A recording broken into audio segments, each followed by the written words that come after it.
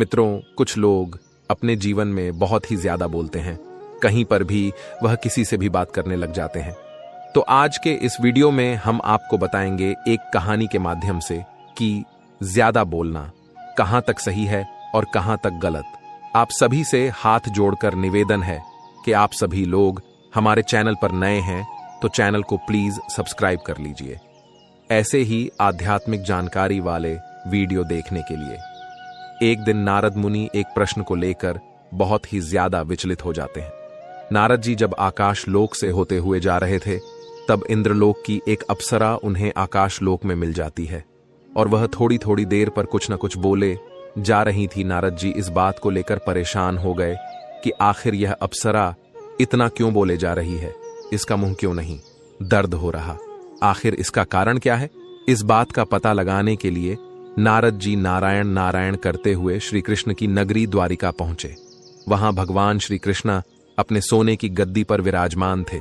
नारद जी भगवान श्री कृष्ण के पास पहुंचते ही बोल पड़े, हे भगवान, हे साक्षात नारायण के अवतार, मुझे एक शंका हुई है।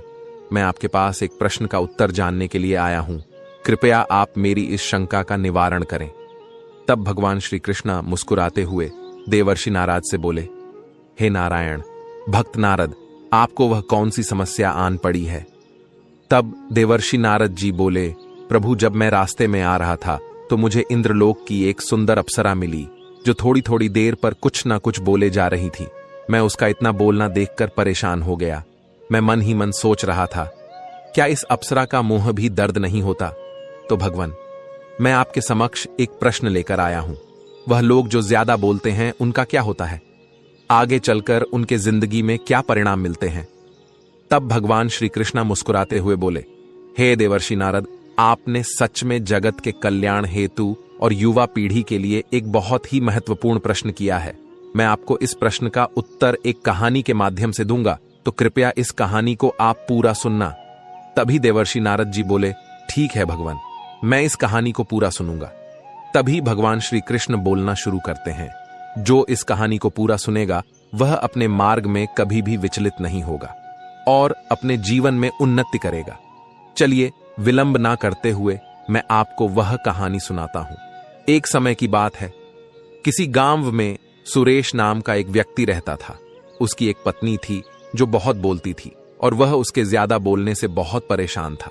सुरेश को पता चला कि जंगल में एक संत महात्मा आए हुए हैं, तो वह अपनी पत्नी को उनके पास लेकर जाता है और संत के पास पहुंचकर कहता है कि हे मुनिवर, कृपा करके आप मेरी पत्नी को समझाइए, ये बहुत बोलती है। मेरे मना करने के बाद भी दिन भर इसका मुंह चलता ही रहता है। मैं इसे कितना समझाता हूं कि कम बलाकर चुप रहना सीख, लेकिन नहीं, और हर बार इसकी वजह से ही घर में लड़ाई होती है। संत महात्मा मुस्कुराए और बोले, ठीक है, मैं तुम्हें एक कहानी सुनाता हूं और उसे कहानी के माध्यम से तुमको समझाता हूं कि इसके ज्यादा बोलने का राज क्या है और इसे ज्यादा बोलना चाहिए कि नहीं। एक आश्रम में एक साधु का एक शिष्य था जो बहुत बोलता था। वह हर समय इधर उधर की बातें करता था और कभी शांत नहीं रहता था। जब वह भिक्षा लेने के लिए जाता तो हर घर से एक नई कहानी लेकर आता और आश्रम के दूसरे शिष्यों को सुनाता था। साथ ही वह एक शिष्य की दूसरे शिष्य से बुराई करता रहता था, चुगली करता और दूसरों के सामने अच्छा बनने का प्रयास करता रहता था और अपने मुंह से ही खुद की तारीफ करता रहता था। और हम हमेशा खुद को संत गुरु के सामने सबसे बुद्धिमान और उत्तम साबित करने का प्रयास करता रहता था।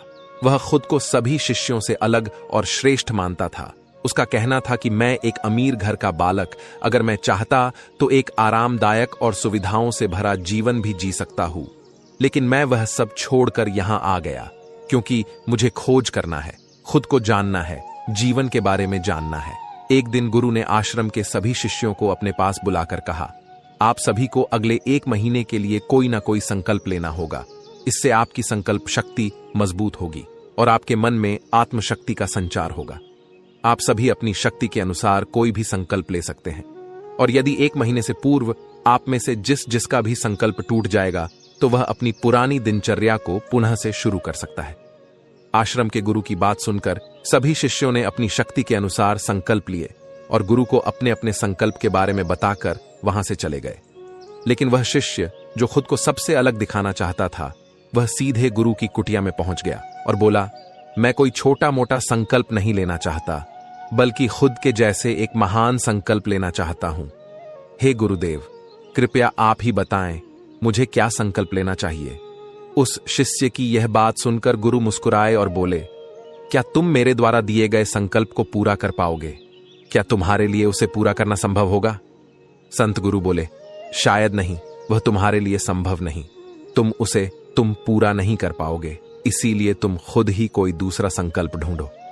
भगवान श्री कृष्ण आगे कहते हैं, हे देवर्षि नारद।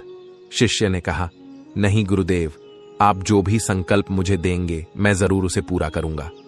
तब गुरु ने कहा, ठीक है, तो तुम्हें सिर्फ एक ही संकल्प लेना है। तुम अगले 1 महीने तक चुप रहो, मुंह से एक शब्द भी नहीं निकालो। यही है और यही है तुम्हारा संकल्प। शिष्य ने कहा, गुरुदेव, यह भी कोई संकल्प है? यह तो बहुत ही आसान है, आप कोई दूसरा संकल्प दीजिए जो मेरी योग्यता के बराबर हो। गुरु ने कहा, पहले तो तुम इस संकल्प को तो पूरा करके दिखाओ। शिष्य ने गुरु की बात मान ली और वह उसी समय चुप हो गया और पलटकर कुटिया से बाहर चला गया। भगवान श्री कृष्ण कहते हैं, हे देवर्षि नारद, उसे चुप रहना बहुत आसान लग रहा था। उसने एक दिन तो जैसे तैसे चुप रहकर काट लिया, लेकिन दूसरे दिन से उसके मन में ना बोलने का बोझ बढ़ने लगा और तीसरे दिन उसे अपने मन में भारीपन महसूस होने लगा और चौथे दिन उसके अंदर एक अजीब सी बेचैनी होने लगी, क्योंकि वह अपने आसपास आश्रम के सभी शिष्यों को एक दूसरे से बातें कर रहे थे। तब उसे शिष्य को भी उनसे बात करने का मन हुआ। वह भी अपना पक्ष उनके सामने रखना चाहता था और उनकी बोलती बंद कर देना चाहता था, लेकिन उसका संकल्प उसके सामने आ रहा था। इसीलिए वह पूरे दिन सिर्फ देखता और आंखें बनाता। इसी तरीके से कुछ दिन और बीते और वह शिष्य बीमार पड़ गया। उस शिष्य का सिर फटा जा रहा, उसका खाने पीने तक का मन नहीं था, वह सिर्फ बोलना चाहता था। उसी दिन वह गुरु के पास गया और उनके सामने बैठकर लिखकर उन्हें बताया, गुरुदेव, मैं बोलना चाहता हूं, बिना बोले। मुझे सांस नहीं आ रही है, मेरा दम घुटता जा रहा है, मैं अंदर ही अंदर पागल हुआ जा रहा हूं। मैं क्या करूं? संकल्प तोड़ दूं क्या? यह पढ़कर गुरु मुस्कुराए और अपने उस शिष्य से बोले, मैं संकल्प तोड़ने के लिए नहीं होते, लेकिन जो अपने संकल्प को पूरा कर लेता है वह अपनी आंतरिक शक्ति को बढ़ाता है, और जो अपनी आंतरिक शक्ति को बढ़ा लेता है वह समाज और जगत की राह पर आगे बढ़ जाता है। गुरु आगे कहता है, संकल्प का लेना भी तुम्हारे हाथ में था और इसे तोड़ना भी तुम्हारे हाथ में है। तुम्हारे बहुत से भाई अपने संकल्प को तोड़कर अपनी पुरानी दिनचर्या पर वापस आ चुके हैं। अगर तुमसे नहीं हो पा रहा तो तुम भी संकल्प तोड़कर अपनी पुरानी दिनचर्या पर वापस आ सकते हो। लेकिन याद रहे, अगर आज तुम इस छोटे से संकल्प को नहीं संभाल पा रहे तो तुम अपनी बाकी की पूरी जिंदगी को कैसे संभाल सकोगे? बाकी फैसला पूरी तरह से तुम्हारे हाथों में है। श्री कृष्ण आगे कहते हैं, हे देवर्षि नारद गुरु, कि यह बात उस शिष्य के दिल में एक घाव बन गई। वह बिना कुछ बोले अपने गुरु की कुटिया से वापस चला गया और खुद को अपनी कुटिया में बंद कर वह केवल अपने जरूरी कामों के लिए ही कुटिया से बाहर निकलने लगा। बाकी सारे समय कुटिया के अंदर ही बैठा रहा। 15 दिन बीत चुके थे और आश्रम के लगभग सभी शिष्यों का संकल्प अब तक टूट चुका था, लेकिन उस शिष्य का संकल्प अभी भी जारी था। संकल्प लेने के बाद से अब तक उसने एक शब्द भी नहीं बोला। सारा आश्रम हैरान था कि इतना बोलने वाला इंसान चुप कैसे हो। 15 दिन बीतने के बाद वह दोबारा अपने गुरुदेव के पास गया और लिखकर बताया, है गुरुदेव, मैं बाहर से तो चुप हूं, लेकिन मेरे भीतर बहुत सी मेरी आवाजें हैं जो बहुत सी चीख पुकार और शिकायतें कर रही हैं। मैं अंदर ही अंदर बात करता रहता हूं। मेरा मन तरह तरह के प्रश्न पूछता है। मैं अंदर ही अंदर बहुत व्याकुल रहता हूं। मैं बाहर से जितना शांत दिखता हूं, भीतर से उतने ही शोर शराबे से भरा हुआ हूं क्या? इस तरह से मेरा संकल्प अभी भी है।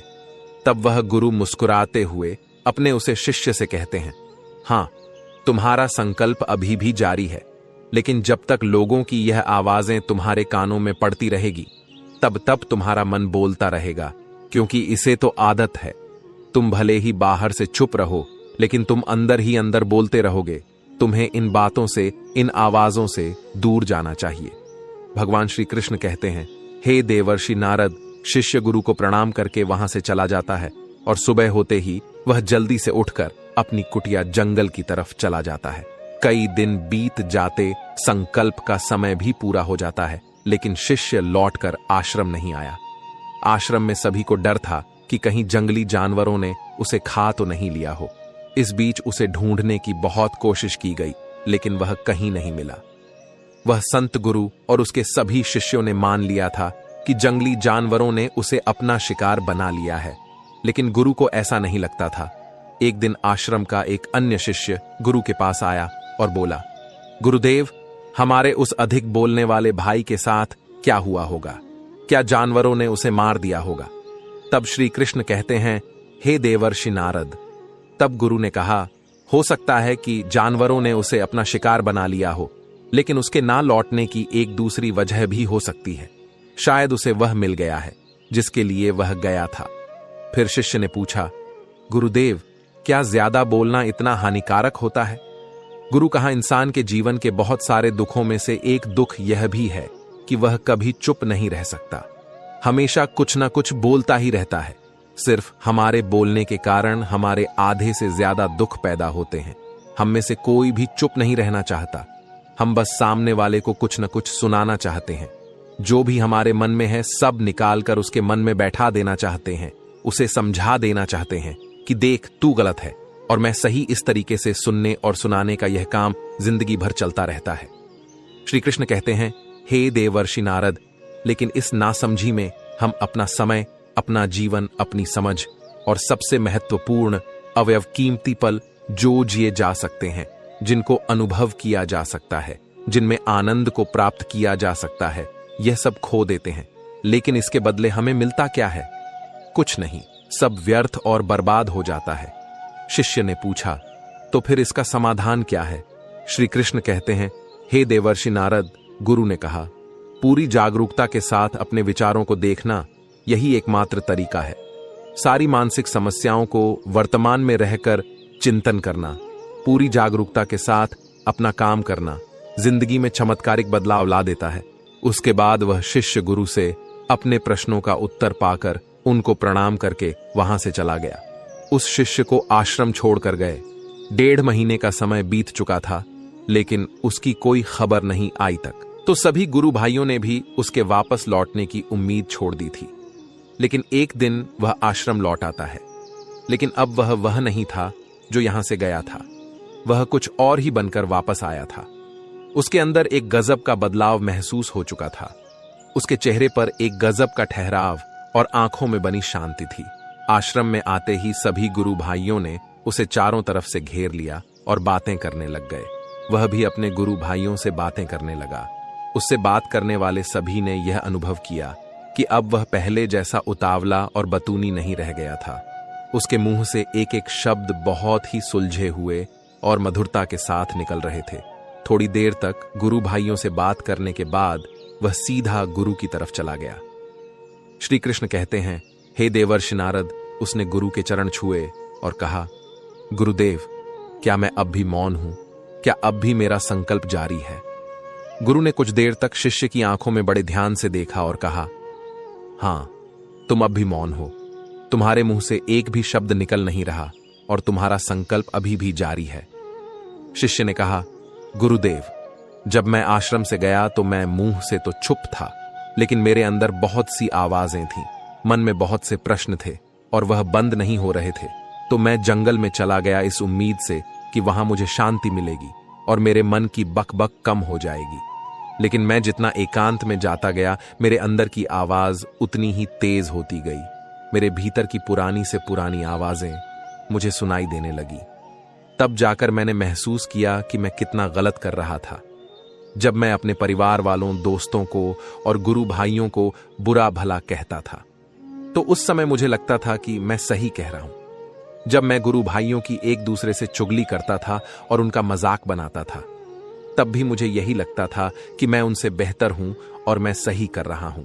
लेकिन उस दिन मैंने पहली बार महसूस किया कि मैं कितना गलत बोलता था। काफी दिनों तक यह आवाजें, यह शिकायतें मेरे अंदर चलती रहीं, लेकिन धीरे धीरे करके एक दिन यह सारी आवाजें मेरे अंदर से समाप्त हो गईं। अब मैं भीतर से भी मौन हो गया उस घने जंगल में बाहर से कोई बोलने वाला नहीं था, नहीं, और भीतर कोई आवाज बची ही नहीं थी। और मैं उस दिन पहली बार मौन का सही अर्थ समझा। मेरे चारों तरफ बहुत शांति थी। हालांकि अभी भी कुछ आवाजें आ रही थीं जो पहले भी आती थीं, लेकिन मैं उन्हें सुन नहीं पा रहा हूं। लेकिन मुझे उस जंगल में वह सभी आवाजें मुझे स्पष्ट रूप से सुनाई दे रही थीं। हवा के चलने की आवाज, चिड़ियों के चहक की आवाज और पानी के बहने की आवाज। ये सभी आवाजें मैंने पहली बार पूरे अंतर्मन से सुनी, अपने चारों तरफ। इतनी शांति मैंने पहले कभी महसूस नहीं की थी। तो इस शांति को भंग करने के लिए मैंने पहली बार अपने मुंह से कोई शब्द निकाला। मैं चिल्लाया, हे ईश्वर, यह कैसी शांति है? सभी कुछ इतना शांत क्यों है? ऐसा क्या हो गया? लेकिन मेरे चिल्लाने के बाद भी शांति भंग नहीं हुई। सब कुछ पहले जितना ही शांत था, बाहर भी और भीतर भी। तब श्री कृष्ण कहते हैं, हे देवर्षि नारद। वह शिष्य कहता है, हे गुरुदेव, मैंने अपने भाइयों से बात की, मैंने आपसे बात की, मैं बोल रहा हूं, मैं चल रहा हूं, मैं सब कुछ देख रहा हूं, लेकिन मैं अपने भीतर एकदम एकांत में हूं, मौन में हूं, भीड़ में होता हूं। तब भी भीतर से अकेला एकांत में होता हूं। जब मैं खुद में भी शोर करना चाहता हूं, तब भी एकांत में ही होता हूं। अब सब दिखाई पड़ने लगा है, सब सुनाई पड़ने लगा है। अब सुरेश की पत्नी को भी बात समझ में आ गई, और वह भी अब केवल काम की चीजें ही बोलती थी। श्री कृष्ण कहते हैं, हे देवर्षि नारद, जब तक हम बाहर की तरफ बोलते रहेंगे, भीतर अशांति ही रहेगी। लेकिन जिस दिन हम भीतर की तरफ मुड़ जाएंगे, तब हमारे मुंह से कुछ भी निकलेगा, हम शांत ही रहेंगे। दुनिया में जितनी भी बुराइयां हैं, ज्यादातर हमारे बोलने से ही उत्पन्न होती है, क्योंकि हम चुप रहना नहीं चाहते। हम जितनी जरूरत है उससे कहीं ज्यादा बोलते हैं। हम सामने वाले को सुनना नहीं चाहते, बल्कि उसकी बोलती बंद कर देना चाहते हैं। उसे समझा देना चाहते हैं कि मैं कौन हूं, मैं क्या कर सकता हूं, और यही हमारी जिंदगी का मकसद बनकर रह जाता है। हमारी सारी ऊर्जा व्यर्थ के बोलने में बर्बाद होती रहती है। ऐसे ही समाज में लोगों का जीवन दुखों से भर जाता है, जो हमेशा एक दूसरे को सुनाने में लगे रहते हैं। कभी एक दूसरे को सुनना नहीं चाहते, समझना नहीं चाहते, और चुप रहना तो उन्होंने कभी सीखा ही नहीं, क्योंकि चुप रहना उन्हें छोटा महसूस करवाता है। दुनिया की सभी लड़ाइयों का कारण हमारा बोलना ही है। इसलिए हमें सिर्फ उतना ही बोलना चाहिए जितना जरूरी हो, क्योंकि व्यर्थ का बोलना ऊर्जा को नष्ट करना है, और यह बोलना ही हमें कभी अपने भीतर की ओर लौटने नहीं देता, क्योंकि यह हमें बाहर की ओर खींच कर रखता है। इस संसार के अलावा अगर अपने भीतर के संसार की ओर मोड़ना है, तो इस मुंह को बंद ही रखना चाहिए। इसीलिए जितने भी बुद्ध हुए, आत्मज्ञानी हुए, वह सभी एकांत की ओर भागे, ताकि उन्हें ज्यादा ना बोलना पड़े, ज्यादा सुनना ना पड़े। वह एकांत में रहे और शांत रहे, इसीलिए आसानी से भीतर की यात्रा कर पाए। लेकिन अगर कोई चाहे तो इस संसार में रहकर भी एकांत में रह सकता है, शांत रह सकता है। लेकिन इसके लिए उन्हें अपनी ऊर्जा बचानी होगी, जिसे वह अब तक अपने व्यर्थ के शब्दों में बर्बाद कर रहे थे। श्री कृष्ण कहते हैं, है देवासी नारद, अब आपको समझ में आ गया होगा कि ज्यादा बोलना कितना घातक है। तब देवर्षि नारद बोले, हे भगवन, मुझे अब सारी बातें समझ में आ गई हैं और मेरे प्रश्न का उत्तर भी मुझे मिल चुका है। भगवन, आपका मुझे ऐसी बातों का ज्ञान करने के लिए धन्यवाद। दोस्तों, इस कहानी की सीख यही है कि व्यर्थ का बोलना ऊर्जा को नष्ट करना है।